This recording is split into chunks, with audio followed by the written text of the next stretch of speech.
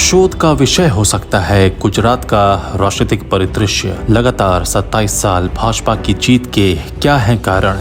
कुछ तो है जिसने लोगों को भगवा पार्टी से जोड़ रखा है। नमस्कार, आजाद सिपाही के विशेष में आपका स्वागत है। मैं हूं राकेश सिंह। गुजरात में विधानसभा चुनाव का संग्राम शुरू हो गया है। यहां 1 और 5 दिसंबर को 2 चरणों में चुनाव होंगे। मतों की गिनती 8 दिसंबर को होगी। यहाँ अगर भाजपा एक बार फिर जीतती है तो 32 साल सत्ता में रहकर ये एक तरह से इतिहास रच देने जैसा होगा। गुजरात में चुनाव से पहले लोगों के मन में एक सवाल उठ रहा है कि यहाँ वर्ष 1995 के बाद से लगातार भाजपा को ही कैसे जीत मिल रही है। आखिर वो कौन सा जादू है जो भाजपा ने गुजरात के लोगों पर फेर दिया है? राजनीति विज्ञान के विद्यार्थियों के लिए ये गहन शोध का विषय हो सकता है। पिछले विधानसभा चुनाव में भाजपा ने 182 सदस्यीय विधानसभा में 99 सीटों पर जीत हासिल की थी।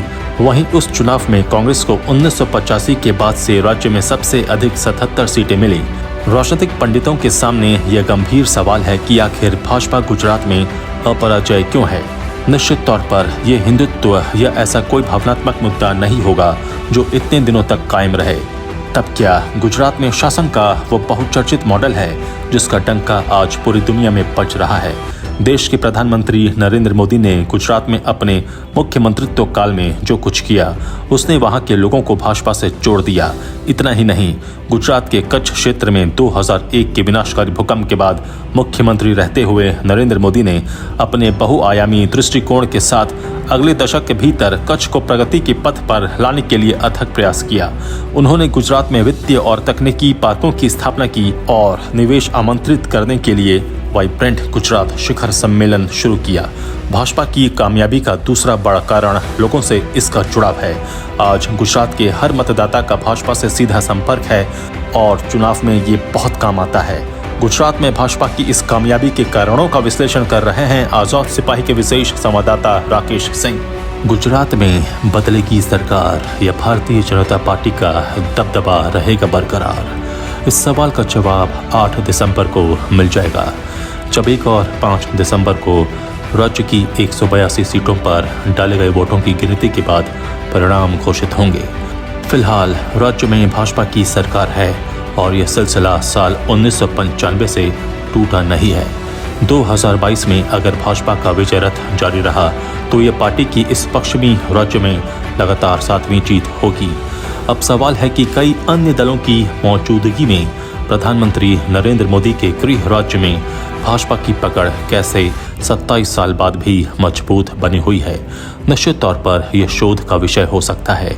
जिस तरह देश की सत्ता पर करीब 30 साल तक कांग्रेस ने बिना किसी चुनौती के राज किया, उसी तरह 1995 के बाद से गुजरात में भाजपा को पराजित करने की ताकत कोई दल नहीं जुटा सका है।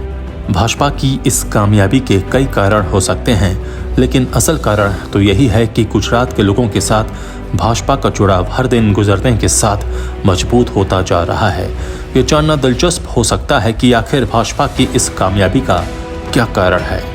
गुजरात को भाजपा का अभेद गढ़ बनाने में सबसे प्रमुख भूमिका नरेंद्र मोदी ने निभाई। साल 2001 में कच्छ क्षेत्र में आए भूकंप के बाद से ही तत्कालीन मुख्यमंत्री नरेंद्र मोदी ने क्षेत्र में जमकर काम किया। उन्होंने गुजरात में आर्थिक और तकनीकी रफ्तार बढ़ाई और निवेश के लिए वाइब्रेंट गुजरात समिट की शुरुआत की।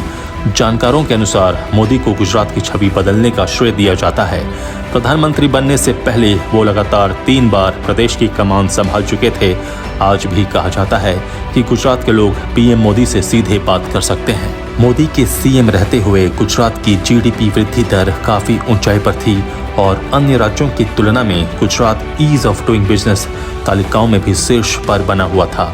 साल 2014 के लोकसभा चुनाव के दौरान भी भाजपा ने गुजरात मॉडल का सहारा लिया। मोदी के प्रधानमंत्री बनने के बाद भी गुजरात में पार्टी ने 2017 में जीत दर्ज की। अब भाजपा केंद्र में सरकार के साथ डबल इंजन सरकार की बात कर रही है। कहा जाता है कि गुजरात में मतदाताओं से भाजपा का जुड़ाव है। साथ ही मजबूत संगठन मोदी की लोकप्रियता को वोट में तब्दील कर देता है। 2 दशकों से ज्यादा समय पार्टी ने अपना वोट शेयर बरकरार रखा है। वहीं मौजूदा चुनाव में भी पीएम मोदी से लेकर देश के कई दिग्गज नेता मौजूदगी दर्ज करा चुके हैं। गुजरात में भाजपा का संगठन लगभग उसी अंदाज में काम करता है जिस अंदाज में कभी पश्चिम बंगाल में वामपंथी दलों का और तमिलनाडु में अन्ना द्रमुक का चलता था। राज्य के हर घर में पार्टी का कम से कम एक सदस्य मौजूद है जो हरदम पार्टी के लिए कुछ भी करने को तत्पर रहता है। राज्य का कोई भी व्यक्ति बिना झिझक पार्टी के किसी भी कार्यालय में जाकर अपनी शिकायत दर्ज करा सकता है और उस पर कार्रवाई भी होती है।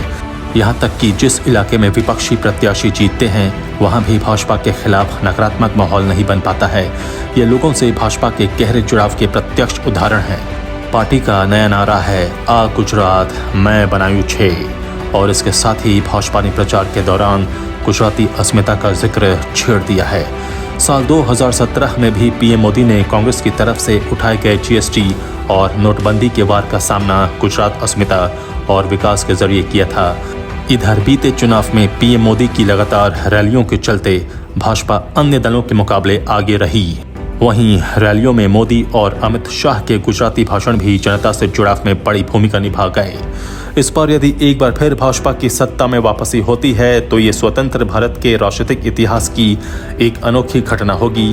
वैसे तमाम सर्वेक्षण और गुजरात का माहौल अभी से ही इस घटना की पटकथा लिखने का संकेत दे रहे हैं, लेकिन 8 दिसंबर का इंतजार तो करना ही होगा। आज़ाद सिपाही के विशेष में अभी इतना ही। आप हमारे इस YouTube चैनल को ज़रूर सब्सक्राइब करें। आप हमारे Facebook पेज को भी ज़रूर फॉलो करें और भी अधिक खबरों के लिए पढ़ते रहिए अपना लोकप्रिय दैनिक अखबार आज़ाद सिपाही। धन्यवाद।